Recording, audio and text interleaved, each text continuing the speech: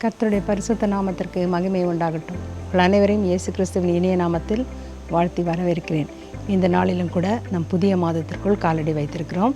இந்த பிப்ரவரி மாதத்தின் முதலாம் நாளிலே 2026ஆம் ஆண்டின் துவக்கமாக நாம் உள்ளே நுழைந்திருக்கிறோம். இந்த நாளிலும் கூட கர்த்தர் நமக்கு கொடுக்கிற வாக்குத்தத்தமான வசனம் ஏசாயா 43வது அதிகாரம் 5வது வசனத்தின் முற்பகுதி.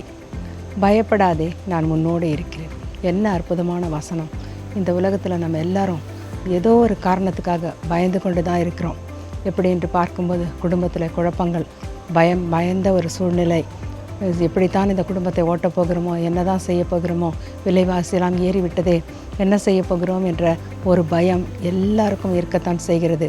அது மாத்திரமல்ல, ஃபீஸ் கட்ட வேண்டும், டேர்ம் ஃபீஸ் வந்துவிட்டது, எப்படி பிள்ளைகளுக்கு ஃபீஸ் கட்டுவது என்று அல்லாடி கொண்டு மக்கள் இருக்கிறார்கள். இதையெல்லாம் பார்க்கும்போது ஒரு விதமான பயம் இருக்கத்தான் செய்கிறது. எல்லாவற்றுக்குமாக ஒரு சூழ்நிலை, பயம் பயம் பயம் வியாதி படுக்கையில் இருக்கிறவர்களை கர்த்தர் எப்படியாவது விடுவிக்க வேண்டும் என்ற பயம் பலருக்கு உண்டு. எப்படி பார்த்தாலும் உலகத்தில் ஒவ்வொருவருக்கும் ஒவ்வொரு விதமான பயம் இருக்கிறது. வேலை இல்லாத திண்டாட்டம், எத்தனையோ நபர்களுக்கு வேலை இல்லை, அப்படியெல்லாம் கஷ்டப்பட்டு கொண்டிருக்கார். ஒரு வேளை இந்த மாதத்திலாவது எனக்கு ஒரு வேலை கிடைக்காதா, என்னுடைய வருமானம் பெருகாதா என்று பலர் ப்ரமோஷனுக்காக காத்து கொண்டு இருக்கிறார்கள். அப்படிப்பட்ட சூழ்நிலையில் கர்த்தர் நமக்கு இந்த வாக்குத்தத்தமான வசனத்தை கொடுத்திருக்கிறார். பயப்படாதே, நான் உன்னோடு இருக்கிறேன். ஆம், கர்த்தர் நம்மோடு இருக்கிறார். வேதத்தில் நம்ம பார்க்கும்போது லூக்கா எழுதின சுவிசேஷம் 1ஆம் அதிகாரத்தில் என்ன அற்புதம் நடந்திருக்குது. சகரியா, அதாவது ஒரு ஆசாரியன் தூபபீடத்தின் முன்னாலே நின்று தூபம் கலசத்தை வைத்து தூபம் காட்டி கொண்டு இருக்கும்போது வலப்பக்கத்திலே ஒரு தூதன் வந்து என்ன சொல்கிறார், அவரை பார்த்து, இதே வசனம், பயப்படாதே, அவன் கலங்கி கொண்டிருக்கிறான். அவரை பார்த்து விட்டு தேவதூதனை பார்த்து ஒரு கலக்கம், ஒரு பயம், அப்படிப்பட்ட பயந்த சூழ்நிலையில் பயப்படாதே என்று சொல்லி உன் விண்ணப்பம் கேட்கப்பட்டது என்று சொல்கிறார். ஆம், எனக்கு அன்பானவர்களே, இந்த மாதத்தில் கூட நம்ம எவ்வளோ நாளாக ஜெபம் பண்ணிகிட்ருக்கோம். இந்த மாதத்திலாவது எனக்கு ஒரு விடுவு காலம் கிடைக்காதா என்று நினைத்து கொண்டிருக்கிறோம். ஆம், எனக்கு அன்பானவர்களே, இது நமக்கு பெருத்த நம்பிக்கை ஊட்டுகின்ற ஒரு காரியமாக இருக்கிறது. நாம் பயந்த சூழ்நிலையில் இருக்கும்போது கர்த்தர் நம்மை கூட பார்த்து இப்படித்தான் சொல்லி கொண்டிருக்கிறார். பயப்படாதே, நான் உன்னோடு இருக்கிறேன். சகரியாவுக்கு வாக்கு கொடுத்த அந்த வசனத்தின்படி அவனுக்கு ஒரு பெரிய அற்புதத்தை அவனுடைய வாழ்க்கையில் செய்கிறார். அவனுக்கு எலிசபெத்துக்கும் குழந்தை இல்லாமல் இருக்கிறது. அவளுக்கு யோவான் பிறப்பை குறித்து அங்கு சொல்லப்படுவதை நாம் பார்க்கிறோம். இப்படிப்பட்ட ஆச்சரியமான தேவன் நம்முடைய தேவனாக இருக்கிறார்.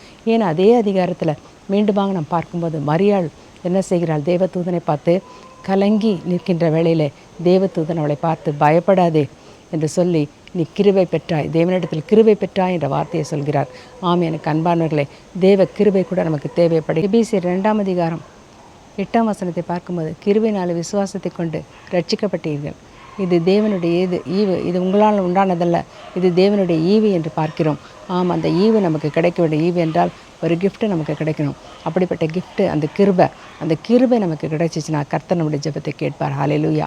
கர்த்தர் பெரியவர். இந்த நாளிலும் கூட பெரிய அதிசயத்தை இந்த மாதத்தில் செய்து நமக்கு எல்லாருக்கும் ஒரு பெரிய விடுதலை கொடுப்பார் என்ற நம்பிக்கையோடு நாம் காத்திருப்போம். கர்த்தர் செய்வார்.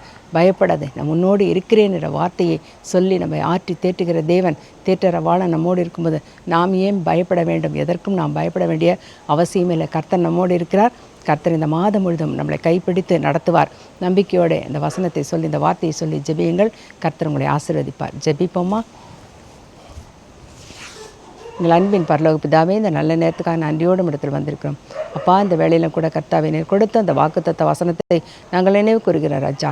ஏசாயா 43:5வது வசனத்தின் முற்பகுதியான பயப்படாதே, நான் உன்னோடு இருக்கிறேன்ற வசனம் எங்களுக்கு உரித்தாகட்டும் ராஜா.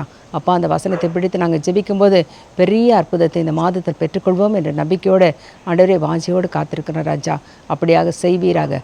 துதி கன மகிமை யாவற்றையும் ஒருவருக்கே செலுத்துகிறோம். இயேசுவின் இன்ப நாமத்தில் ஜெபம் கழிஞ்சுள்ள நல்ல பிதாவே, ஆமேன்.